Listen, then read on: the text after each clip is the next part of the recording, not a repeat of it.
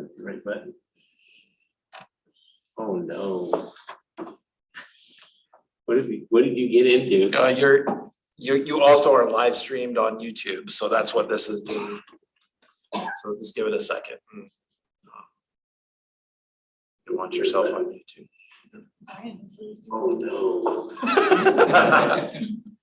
What did you get into? Okay, we don't need to watch that.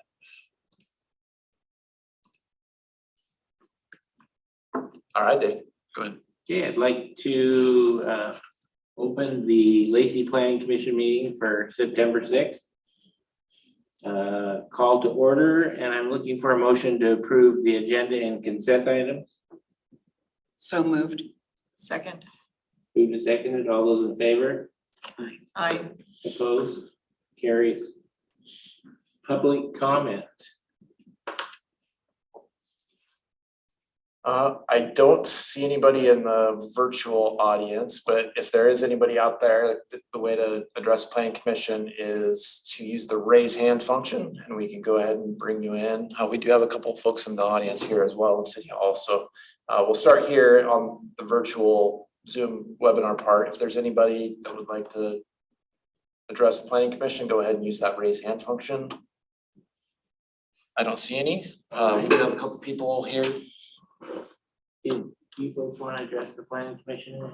Just wanted to see how you function. Okay, That's all. great. Well, welcome. Thanks. Enjoy. Yeah.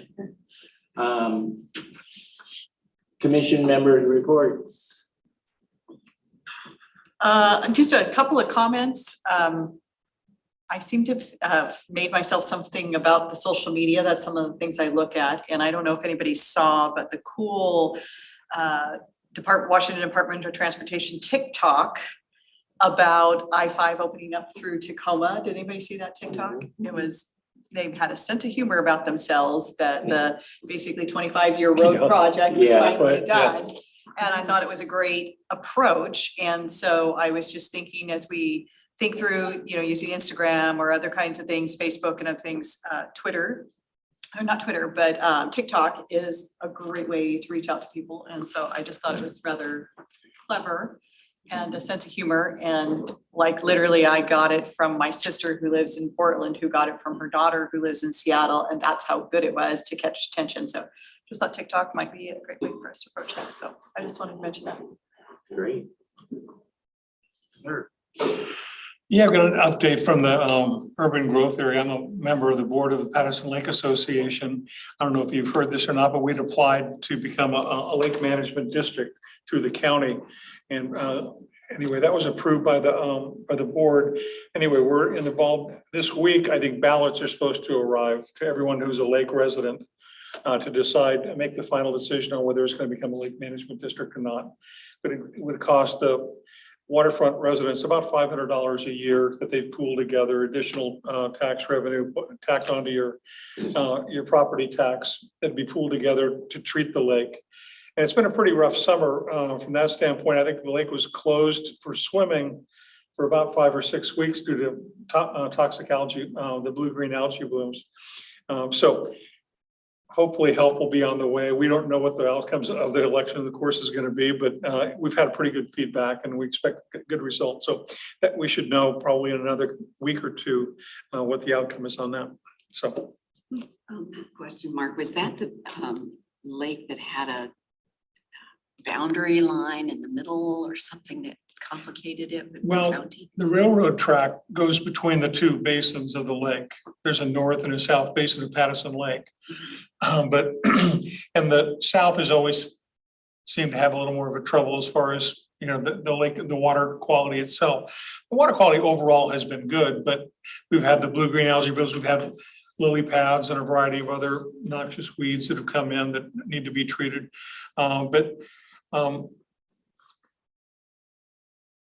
Your question was there was a boundary question? No, almost everything is in Thurston County.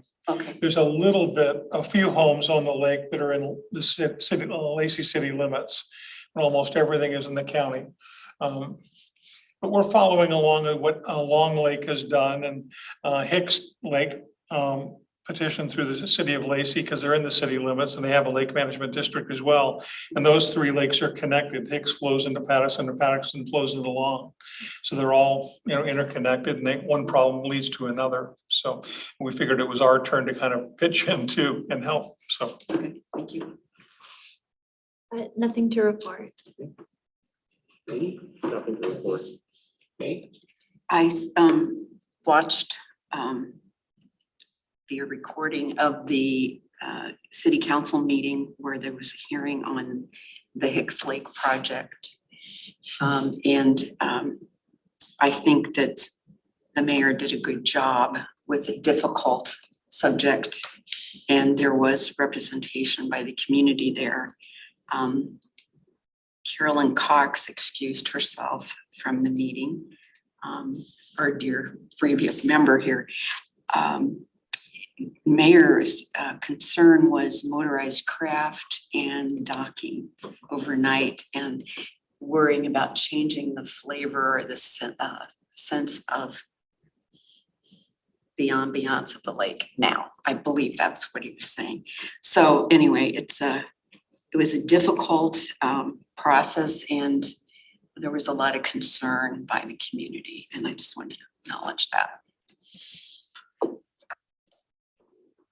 and I have nothing to report. We'll now move on to the director's report. Rick's not here, nor is Grant. I don't see either of them, but I'll mention, just kind of building on what Peg said about the Hicks Lake projects. We had a follow-up briefing with the council back at the end of August about their role in the quasi judicial process. We had about a 2-hour discussion on what their involvement should be in that process, and you're welcome to view the video because it was a very kind of robust discussion, and finally got to the point of the council giving the staff the head nod to move forward with developing language that would remove themselves from the quasi judicial decision-making process. So essentially what that would do is make the hearing examiner decision final. So instead of right now, it's a recommendation that would then go to the city council. It would be a hearing examiner decision that then would be appealable to either appealable to the council potentially, or appealable to Supreme Court or Superior Court. We're still working out those details. But what it would do is it would allow them to talk to their constituents and hold conversations and gather information on these projects because they're not involved in the decision-making process. So I think the council finally has kind of come to terms with, if they're gonna, want to talk to their or the people that voted them in as their representation, then they need to remove themselves from that decision-making process. So we are in the midst of developing those the regulations that would ultimately go to the council. As it stands right now, the process hasn't changed. They'll need to change that by ordinance. But it looks like that's the direction they're going to go at this point, is to remove themselves from that process. Does it allow them to influence the decision or just talk to the constituents about it? So it's not going to allow them to have any sway in the decision though, correct? That's correct. So the hearing examiner has the same appearance of fairness issues that would also apply to the council. So the hearing examiner can't talk to people outside of the realm of the open public hearing. So if for example a city council person went to the hearing examiner and said, hey, I want you to rule this way, that would not fly. The hearing examiner would have to shut down that conversation immediately, and then also through the appearance of fairness doctrine, make sure that people are aware that conversation did occur. That would be a highly unlikely scenario for the council to be involved with the hearing examiner in any capacity.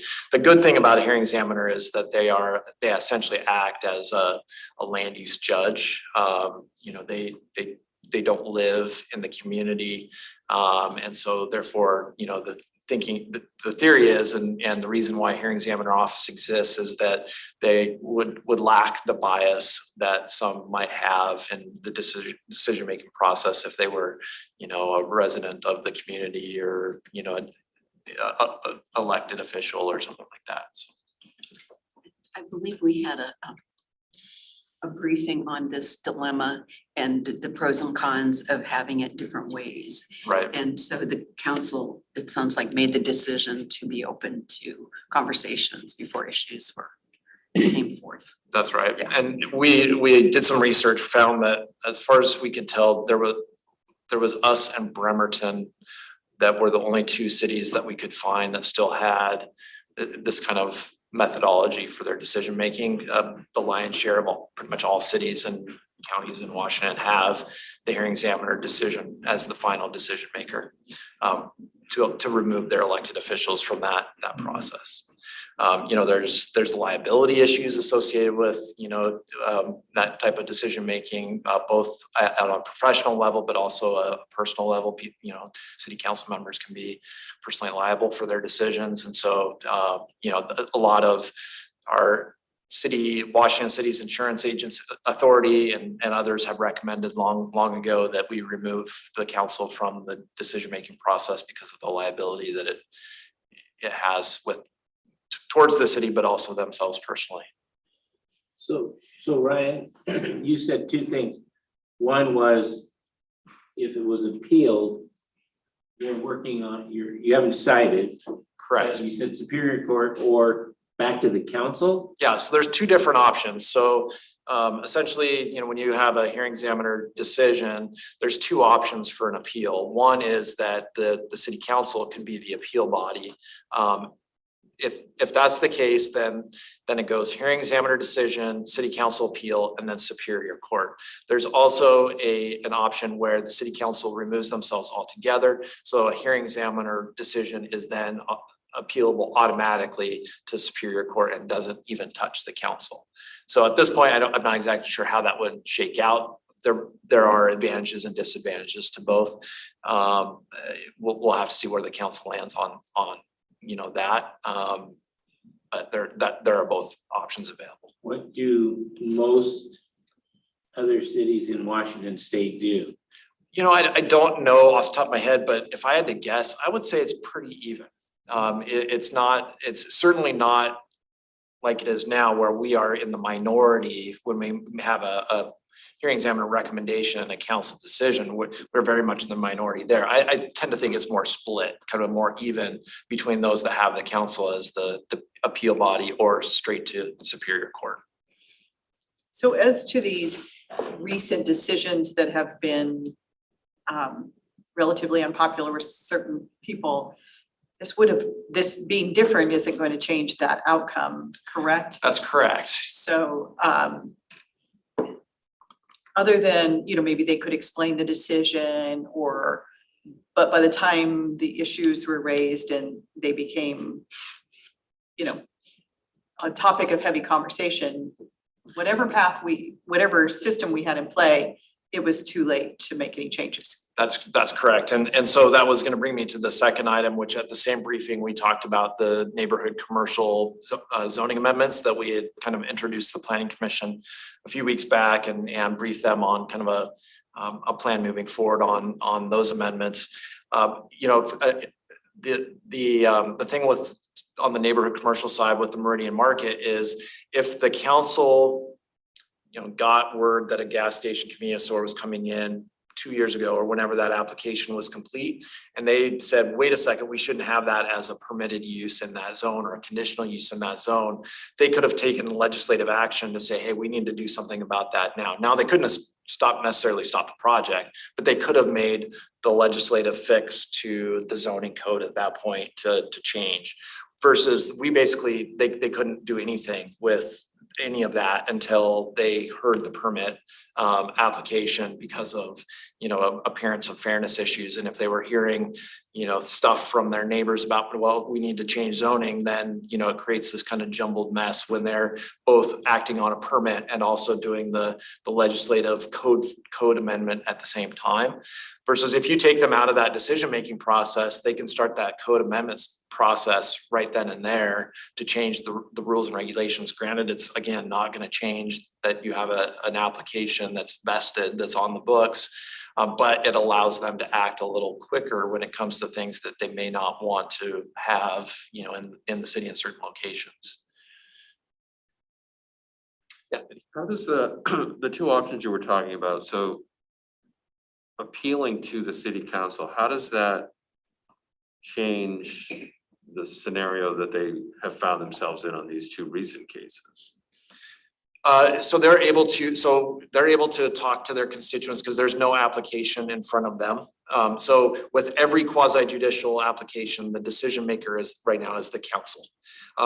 If the amendments were to go through, the decision maker is the hearing examiner. So they don't have an application pending in front of them. Until the point that it's appealed, then they would have to limit their conversations.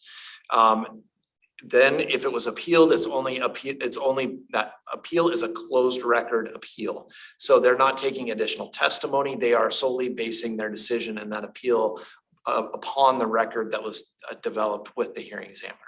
So it's a closed record appeal versus like an open record hearing that the hearing examiner is holding. So it's a way for them to be able to have, it's kind of like, that's kind of more of a hybrid scenario where, you know, you're allowed to talk about it up until you have an appeal in front of you. And then, you know, you're gonna have to limit conversations until you make a decision on that appeal based on that closed record. Versus, let's say you take the council all the way out, which is the second option. They can talk about all they want all the way through the process, no problem. Because there's no decision-making whatsoever by the council. Would we have recognized these as being controversial? Like the gas station market going in, say 2 years ago, would anybody have recognized that as something to maybe start talking about or being different? Oh, yeah, I think from the moment we received an application, it was controversial. So had there been discussions at that point, like, hey, we need to go through an amendment process to our neighborhood commercial zone, maybe we could have been through that. Versus now we're just starting because we had to wait for the permitting process to wrap up before we could move forward with the legislative amendment. The Olympian spoke about one of the city council members wanting a moratorium. Is that was not approved, correct? That was not approved, right? So Councilmember Stedman made a motion to recommend a moratorium be put in place so that the basically removing gas stations and convenience stores from a conditional use being taken out of the code so that we wouldn't be able to accept any applications for those types of uses in the neighborhood commercial zone, and there was not a second on that motion. So moratoriums have their own legal ramifications associated with them that I don't think most of the council is necessarily aware of. And so what they did was they asked staff to come back at a future briefing and provide more information on the mechanics behind a moratorium and why you would do a moratorium in certain cases, so that they can better understand what exactly goes into a moratorium. Moratoriums can be a little bit controversial in and of themselves. They can be a little, they can cause into question the confidence when the development community is proposing something. If they feel like, well, if this is a community that's going to put in a moratorium, the minute I want to do something, then I may develop somewhere else. So there's some political ramifications as well. Not only the mechanics, but also the question that it raises when it comes to certain types of development in the community. So with that was all I had. Okay, any other questions for Ryan if he wants to answer? Ryan, I've got a quick question. Yeah. Maybe you can give us an update or point me in the direction where I can find the answer. What's the latest on the rights of way initiative for the homeless on the I-5 corridor, and if the county and Lacey are working together to purchase a hotel? Yeah, I mean, Rick would be the perfect person to give you an update on this, and I think he's briefed the planning commission a little Has bit. he? Yeah, recently. I can call him. I don't know much more than what's available in the newspaper. So if you've seen what's recently been published in the Olympian, that's about the same level of knowledge that I have. So I just suggest getting hold of Rick. Sure. Any other questions? Okay, we'll move on to new business, energy efficiency program. to you, Hans. Hey, everyone.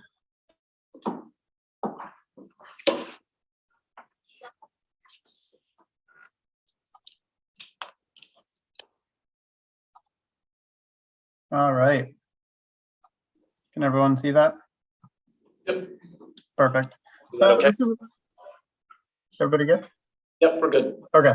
Yeah, so this is going to be an update on the residential energy efficiency program. This is something that we discussed with you guys a few months back. So this is really just a report back to show what we've learned since then and where we're currently headed. Feel free as we move through these slides to jump in with questions at any point. It's really kind of as free form as possible. So yeah, with that, I did still include a little bit of background. Reason being is that the origin of this program really is rooted in this recognition of our existing housing stock, and that there is going to be a pretty significant need to retrofit existing buildings, or residential buildings, I should say, to really hit our current goals as far as energy efficiency and greenhouse gas production within the community. So that's what this slide is about. And then going into a little bit more detail on the Thurston Climate Mitigation Plan, there was a range of actually spelled out assessed actions within that plan that really kind of ran through potential actions that we could do to help improve our energy production, consumption, and the associated offsets of that. Specifically, there section B, B1 and B1.1 and B1.2 go into residential energy performance ratings and residential energy audits, which were two big areas that were identified within the Thurston Climate Mitigation Plan that were anticipated to have a large impact on the level of greenhouse gases that are produced by our residential housing stock within the community. So those were identified a while back, and as we move forward with our implementation plan, these action items that have been identified get moved closer and closer to the top as we check other things off. So with that in mind, these two have been recently discussed as methods to really address a lot of the housing stock concerns that we have right now as far as the greenhouse gas production, energy efficiency use. So, and then to tie that back into our comprehensive plan and the affordable housing strategy, by maximizing energy efficiency and conserving and heating and cooling and lighting, we're also working to reduce residential costs within the community. So it's a multifold approach that really addresses a lot of things that we'd like to improve within the community. So Hans, I have a question. yeah, for sure. On the B1.1 and B1.2, you referred to, there's a impact other on the side, and there's a chart on page 74, which we didn't have, that explains what those letters mean. Could you briefly tell us what that's about? For sure, and I'm gonna have to apologize right out of the gate because I know what the chart is that you're referencing, but I also don't have it in front of me. But each one of these potential actions was assigned a value both on overall greenhouse gas emission impact, so how likely it is to reduce our overall production. And then in addition to that, there are a lot of subgroups and categories that in addition to that just kind of overarching goal, these things would also help improve our communities in other additional ways. And I think that there's a list of 6 to 9 different other subcategories. And this is where my memory is going to get a little hazy. So I can definitely get that back to you and supply that information. I just don't have it directly in front of me. But those were things like improving affordable housing and other potential benefits within the community, that these actions, in addition to reducing greenhouse gases, would also help to improve these other subcategories as well. So, Okay, thank you. yeah, and I'll get you a better answer to that because I know what you're talking about. I just don't have it in front of me. So moving back up here a little bit. So last time that we chatted about this program, one of the early recognitions was that there are actually a lot of programs out there. There's a lot of agencies or groups that are offering a range of different services or programs that do in some way also seek to improve the overall, or I should say, lessen the greenhouse gas emissions within residential communities by also improving our housing stock through things like weatherization, updates to windows and other, household appliances that consume larger quantities of energy than may be necessary. So one of our first steps was actually going out and figuring out what these programs are and really kind of digging into them, figuring out how they provide services to the community and where some of those gaps might be. The first one that we looked at was the Efficiency Boost program, which is one that was put on by PSE. And it's a rebate program focused on providing financial assistance in the acquisition of energy efficient upgrades to income qualified customers, which is kind of the kicker here that we'll see a couple more times in these other programs. But so it's 80% of area median income is the limit there. So this is a great program for those that qualify for it, but that still does leave a range of residences out there that don't qualify for this program. So that was one of the drawbacks there. And then there is a pretty involved application process and you have to qualify and get approved. So that was what that one was. There's also the low income weatherization program, which is ran primarily by the Community Action Council. It's actually combines federal, state, and local funding to offer free home upgrades that increase comfort and lower energy bills for income qualified customers. This one is 60% of area median income, so targeting even a lower income demographic group there. So PSE is also involved in that one, but it's the application process is run through the Community Action Council. And then there's the Home Energy Assessment Program. So this one's actually more of a self-guided program. It's an online assessment for any existing PSE members. They can do it on their current home energy use and energy related habits. And it's reliant on current knowledge and self-reporting. So it's something anybody can log on to online, and it's kind of a tutorial where you click through it and get recommendations based on the information that you provided. This is open to anybody, so there's no income restriction associated with this one. And then the other one that we looked at was actually two different programs that have existed in the past, but no longer are operating. It's the in-home energy assessment programs. This is something that was put on by Thurston Energy a while back and then also offered for a while by PSE. The Thurston Energy one was actually discontinued in 2017, but it was a program that worked with community residents and businesses to bundle discounts, rebates, financing, and tax incentives to increase the returns on energy investments. So each one of these programs kind of came at this from a different direction, but the general overall goals are the same: to improve, reduce energy consumption while also reducing greenhouse gas emissions from our residential housing stock within the community. And then we also looked at just kind of who these programs are reaching, how many people are actually participating in them. So really kind of how much traction or reaches are these programs getting within the community. And we looked back to the beginning of 2021 as just a sample size.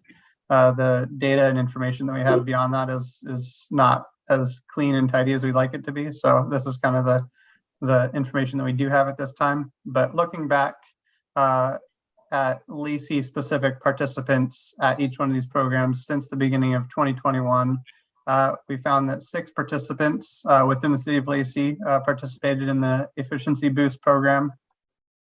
63 participants were involved in the weatherization program, and then 1,443 participants did the more self-guided home energy assessment. So that's the online format. And then of those participants, 50% of them were at or below the area median income of 80%. So that's that one of the qualifiers that we talked about earlier for the Efficiency Boost program. The average age of participants, or those that were applying for these programs, was 53 years old.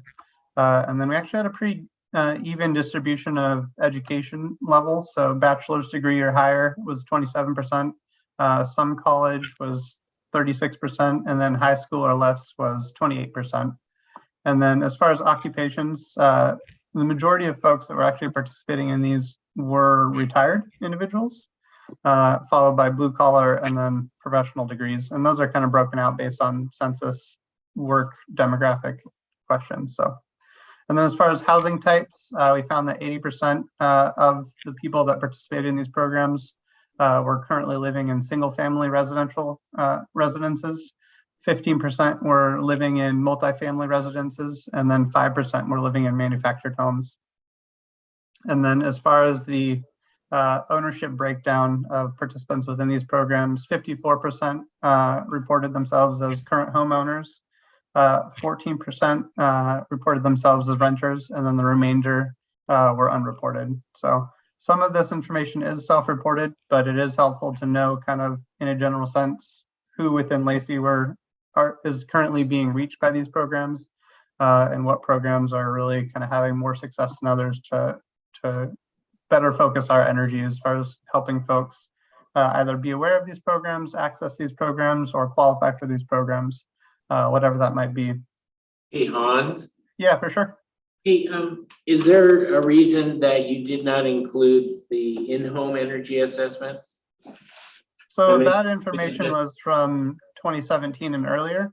And the data sources that we had from them wasn't consistent.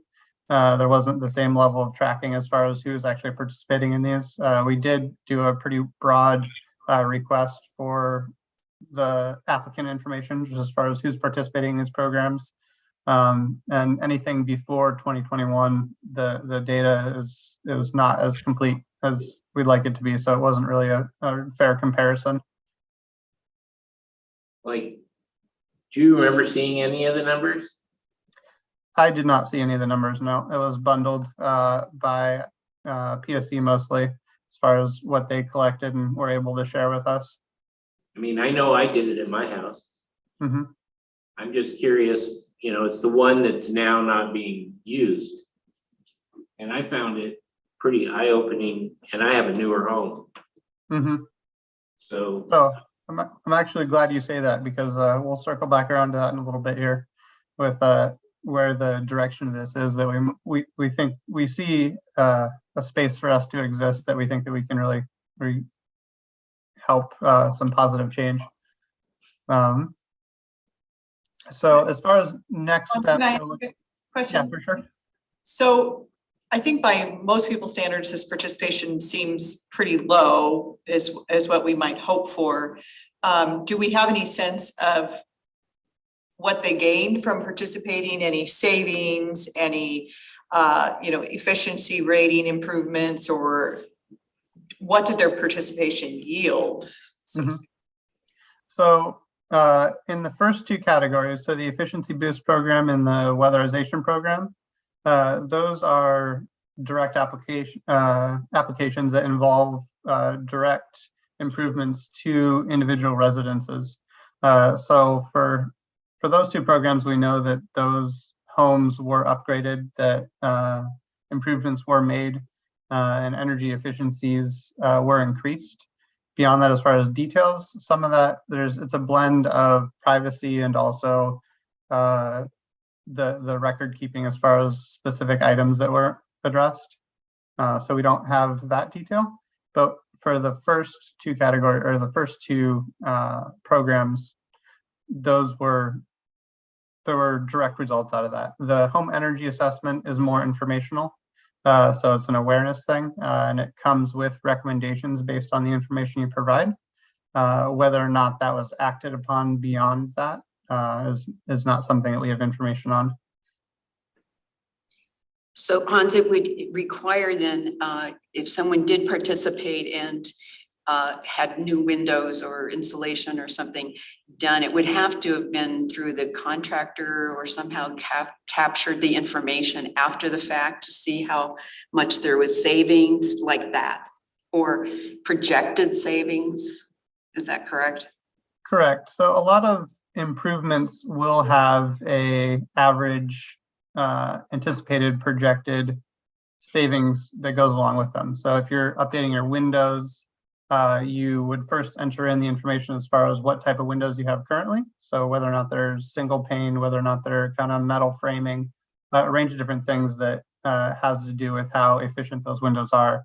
And then you enter in what you would be replacing those windows to be. So whether or not you're going to something that has a higher insulation ability, is double paned, things like that. And then based on that information, there is a average number of anticipated savings from that improvement. If Okay. that makes Thank sense. you. So Yeah. generally speaking, those numbers are out there, and that is something that we could look a little bit deeper at. And that breakdown exists for a range of different housing improvement types. So it's not specific to just windows, but that same application does exist, where generally speaking, that is something that's been studied. And yeah, that type of improvement, you can kind of estimate what the average savings would be as far as, and then also the average efficiency from that, making that improvement. Within the home energy assessment is actually a great location where anyone can actually see those numbers.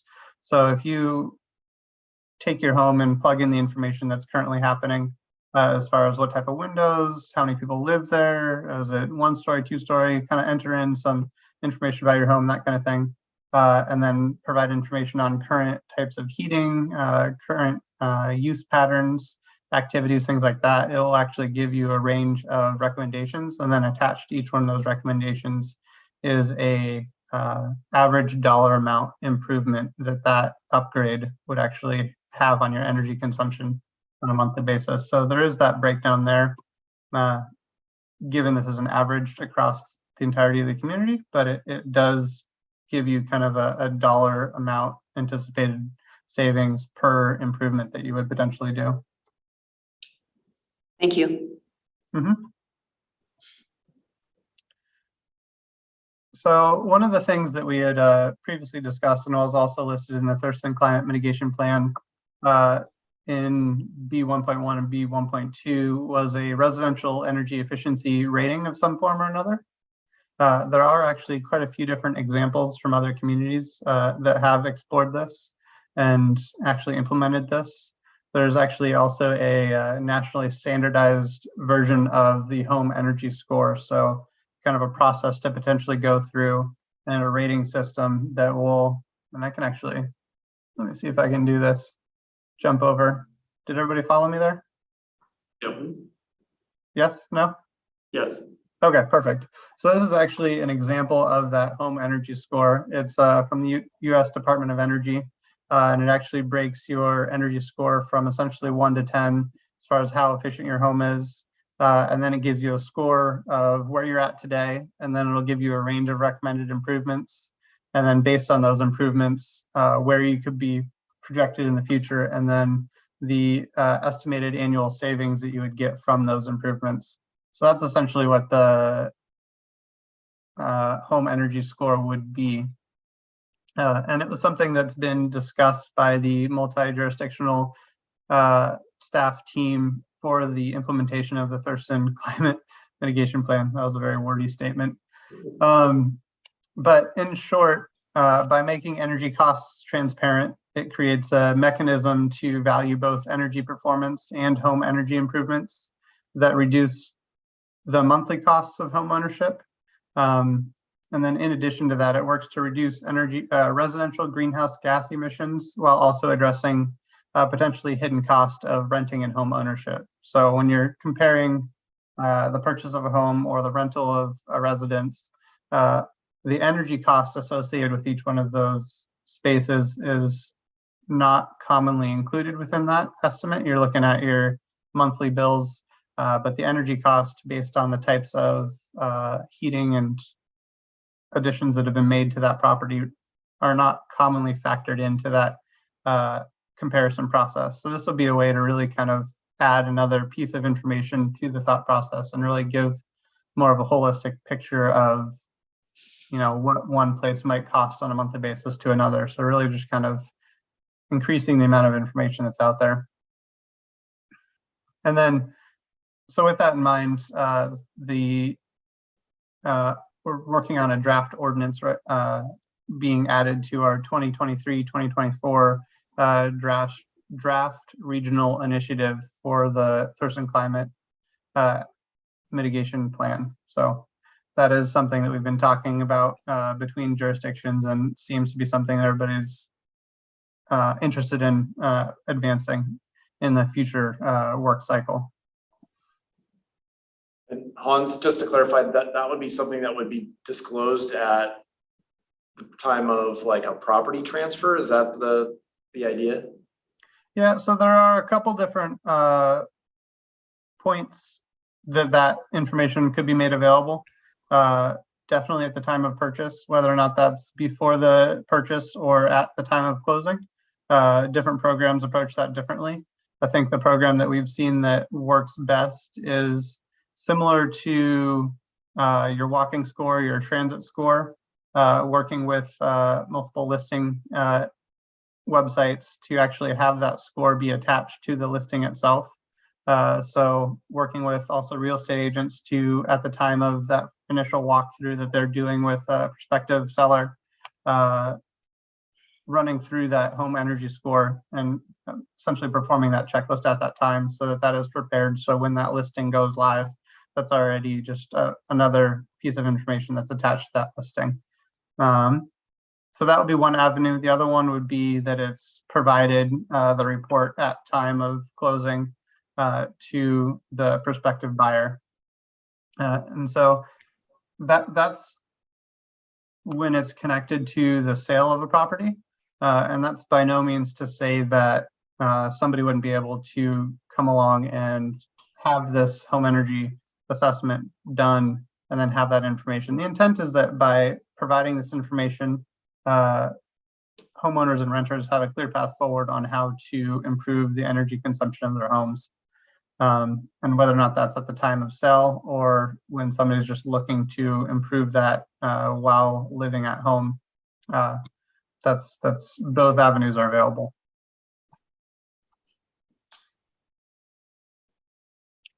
So one of the things, or a few of the things, this slide runs through some of the program challenges that we learned about when reviewing each one of those programs. We're kind of bouncing around a little bit here, but lack of program awareness was a huge one. So while these programs are out there, not a lot of folks actually are aware of them. And even if they're peripherally aware of them, actually taking the time to explore them in detail and potentially filling out an application, those two barriers alone right there really represent a large portion of the responses that we heard. And then competing priorities and time. So applications are involved. They do take time away from other activities. And then funding and cost improvements, and then staffing capacity and challenges. So actually talking to these program managers, they get a lot of applications, and just the amount of time that actually takes to go through them based on when they were received, those applications are piling up, and that list is not being got. They aren't going through that list as quickly as they'd like to. So without these resources, it is challenging for consumers to prioritize energy efficiency in home purchasing and renting and improvement decisions. So it's really just they're lacking the information to make a fully informed decision is what we're kind of coming to as far as a conclusion here. So looking at where we can exist and how we can address some of these gaps, potentially exploring a home energy internship. And home energy internship could go out into the community, provide home energy assessments, connect with residents, connect residents with available resources and existing program partners and funding, and then support staffing and capacity challenges. We've actually have quite a few different internships that we've already gone through with the city in the past. So the engineering, transportation, museum, executive team, and water resources departments actually all already have internship programs that are actually active currently or have been active in the past. And while those have been primarily through St. Martin's University, there's Olympia Master Builders, Newmarket, and the Evergreen Learning Contracts Program. All have programs with students that are pursuing education in fields that would, at least in some way or another, overlap with this type of a service. So as far as next steps, that's kind of what we're looking at to address a lot of what we've heard so far. And then also potentially getting out in front of the residential energy performance rating by starting to perform those tasks and offering that service and going out into the community and both raising awareness and providing that service. So it's even well before the potential time of a sale, if that becomes a requirement in the future. So yeah, I think that's the end of my slides. Anybody have any questions on that? It always seems to come down to how to get the information out. Same story, we really struggle doing that. Although, you know, you think about all the things that we've tried, we still struggle with it. And there's gotta be a better way. Something crossed my mind when I was looking at that. There is a moment when a buyer asks for home inspection. Mhm. And I know this is a different critter, but if it could somehow be delivered, the message be delivered at that point, that yes, you can have home inspection that will give you, you know, does the plumbing work, does the electrical work? But would you like to have an energy evaluation also right here? Because it seems duplicating to set up a whole nother system of inspection when you have one going on. But again, I know they're different purposes. Mhm. But I just thought that juncture might be a place to hook in. I agree. I think that there are definitely a lot of different opportunities of where this could exist. That one would be linked to the sale of a home, and that is one area. Our goal here is to raise the energy efficiency of the housing stock of Lacey as a whole. So while we can definitely look at connecting that to the sale of homes, we also want to find a way to potentially provide this service outside of the sale of homes. And by doing that, hopefully accelerate the process instead of waiting for the next time that any given home is sold within the community. One of the ideas Hans and I have been talking about too is that, you know, this is for an assessment to be done with when the house is listed. It shouldn't be a complicated thing. It shouldn't even really be something that a home inspector would need to be qualified. It would potentially be something that even the listing agent could do when they're walking through the house and taking photos and those kinds of things, you know, essentially a checklist or, you know, something like that they're filling out. Online system too. Yeah. Mentioned. So the idea with that is that it's not something that's overly complex. And so, you know, our hope would be that if we could, and you know, this group is engaging the real estate community to kind of work with them to see what can be done, you know, at early in the process, and as part, you know, even as part of a walkthrough that somebody would be, you know, shooting pictures and doing that kind of stuff, to be able to fill out a check sheet and, you know, have that be disclosed, you know, with the listing. You know, because I think too, you know, the purpose of it is that you want to have a buyer or potential buyer go into things with eyes wide open, related to, you know, their long-term costs, those hidden costs that Hans was talking about. You know, you're not seeing, you know, what somebody's paying for their monthly energy bill when you go to buy a house. You don't see what, you know, but if you were to go to a, you know, an open house, or, you know, you're interested in looking at houses and you had that level of information, you may make, you know, it leads to a more informed decision. So you're able to budget, you know, what that eventual cost is going to be, but then also you're able to budget in, okay, what are those eventual upgrades that I'm going to need to do too.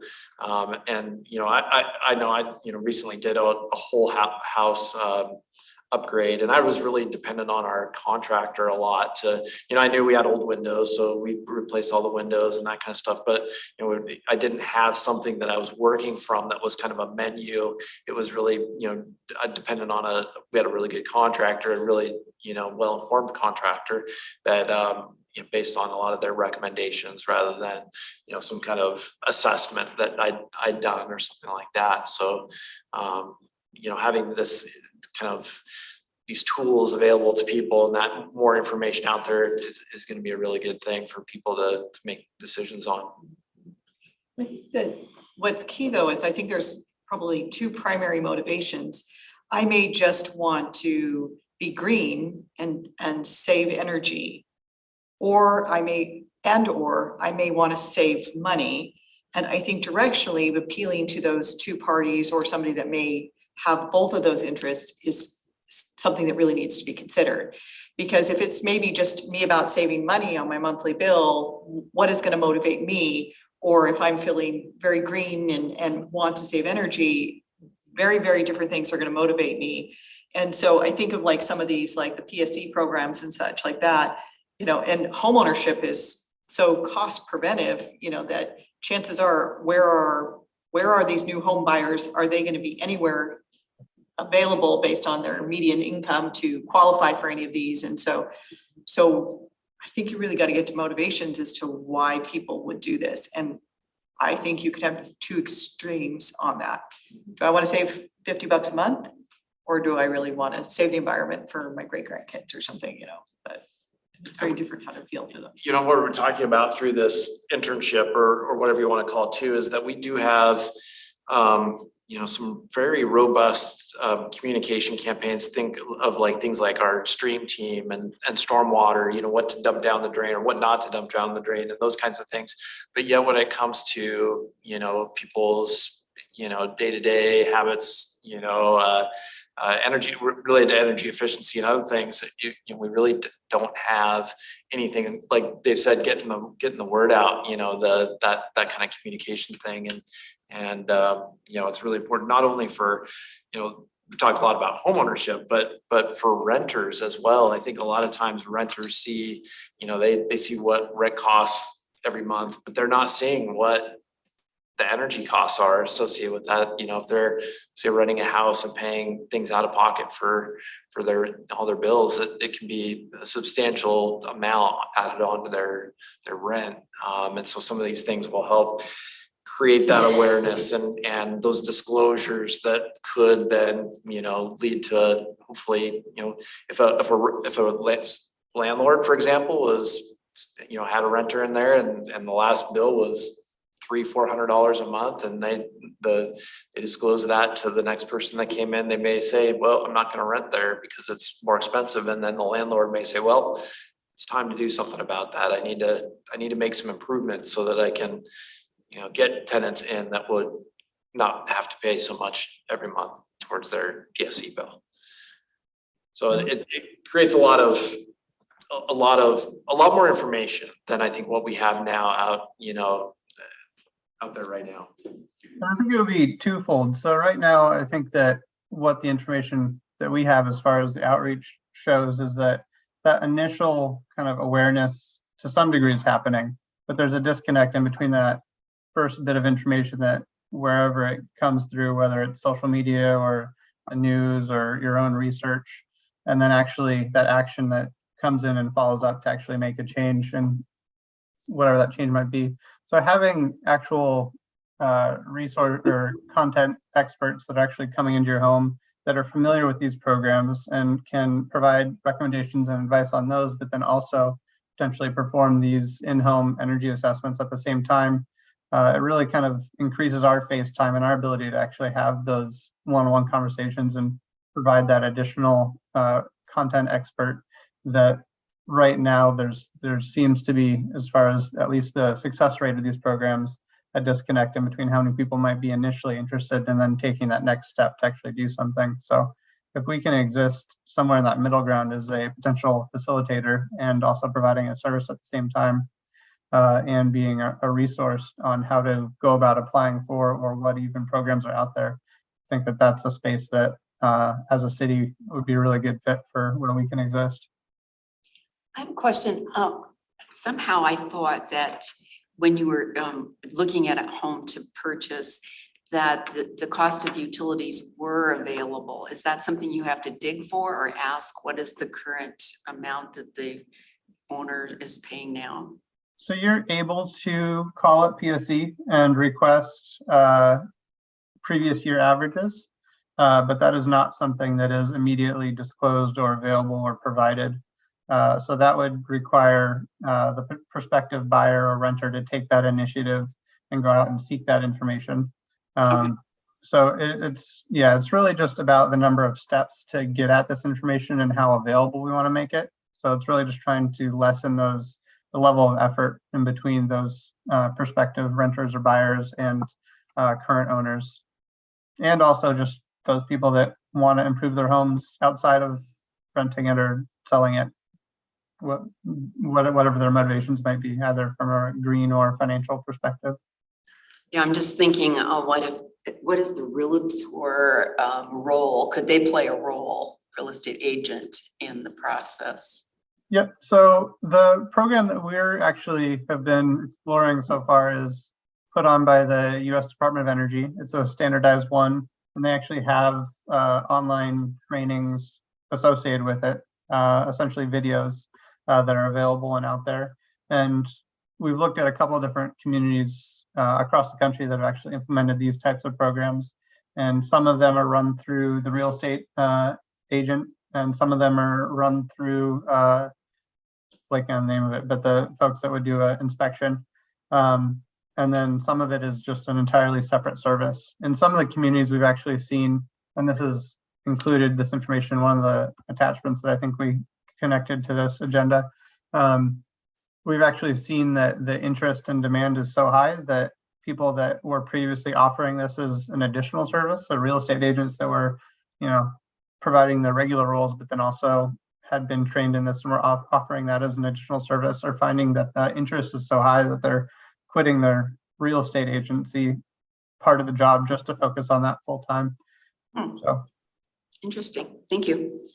And I think you've kind of alluded to this, but I think just capturing home sales is going to be too small of a piece to do this. And I also think of, like, personally, when I had 5 people in my house, I was not considered energy efficient by PSE. But now when it's just 2 of us in the house, we're doing great. But did I change how I do anything? No. Did I buy new windows? No. I just run the dishwasher a lot less and have a lot less showers in the house. So I think sometimes that could be misleading if you're purchasing a house, say for me, versus that family of 5, it would be misleading as far as what those energy expenses are. So I think you need somebody to look at, what are the windows, or what are the appliances, or how well are doors sealed and things like that, because that's really more or how old is your water heater, or how efficient is it? But I think it's more than just the cost, because that could be so dependent on who's living in the home.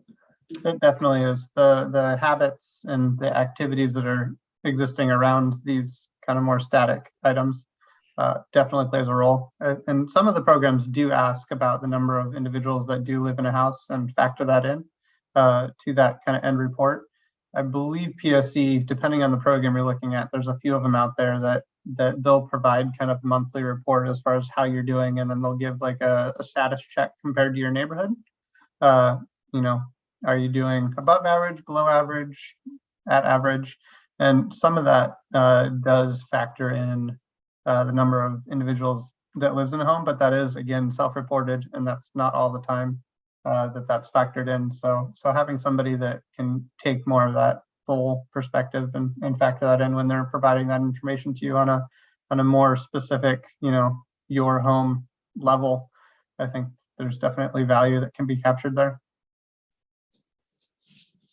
So the purpose of the briefing tonight was, to be able to present this information and answer questions and that kind of stuff. But really, this is a little bit of a dry run in preparation of taking it to the council. So the next step for us is to take this to the land use committee, which will be at the end of September, the land use committee of the city council, to hopefully give us kind of the green light to move forward with the program. So they've set aside how much money, Hans? What was it? $80,000? $200,000? I'd have to circle back through. Anyway, they set aside money in the 2022 budget for our department to use for these types of programs. And so they're wanting obviously to see, that money start to be utilized here before the end of the year.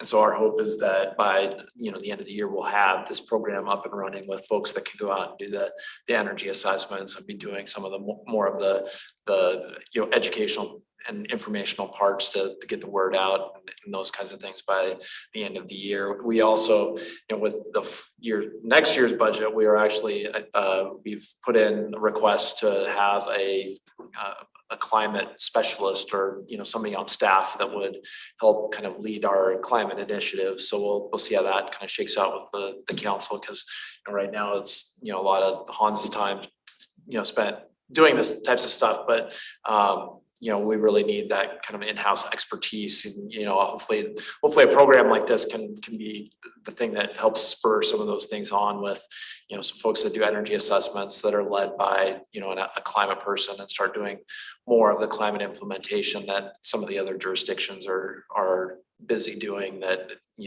we just don't have the capacity to be able to do at this point. We want to risk if implementing something, say September, October, and most of 2022 is gone, that it won't be included in 2023's budget. So the good thing with the city's budget is that essentially if it doesn't get, fully utilized for this year, there is a carryover that we can use it for future year's budget.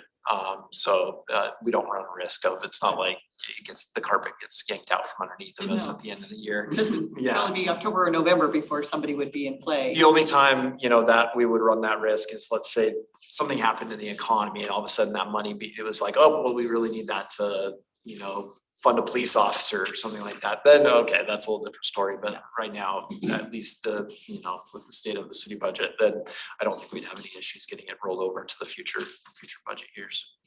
Any other questions for Han? Thank you, Han. Thanks, Han.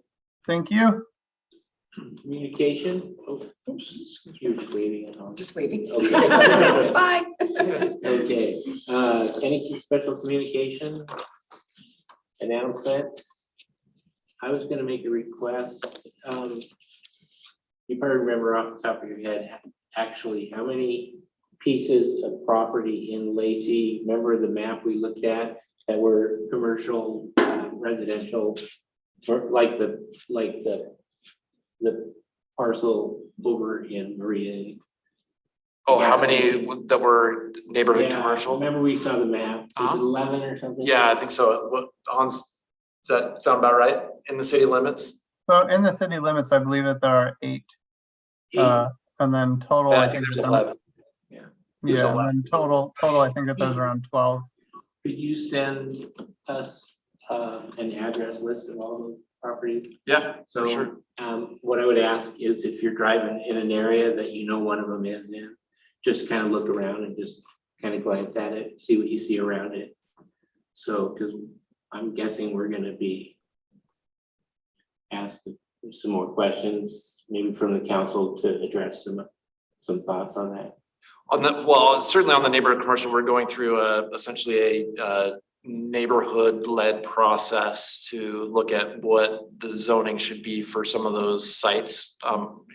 Even if they should be neighborhood commercial, and then if they are neighborhood commercial, what are those uses that would be allowed there?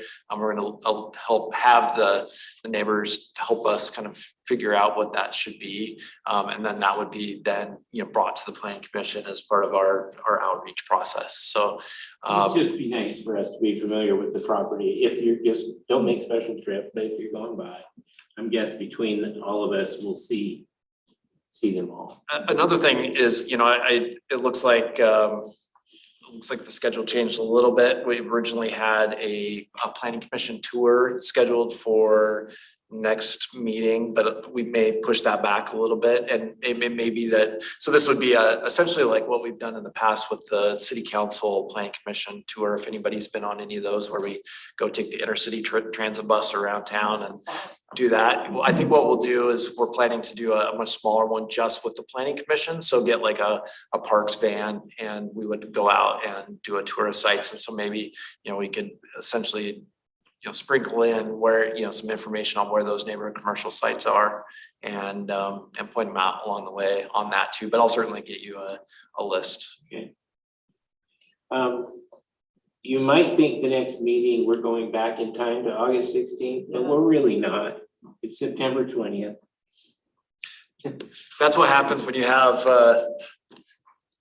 staff here doing the agendas and not the folks that have been doing it for 20 years. That's all right. But it is September 20th. Any other business? We are adjourned. Thank you. Thanks, Dave.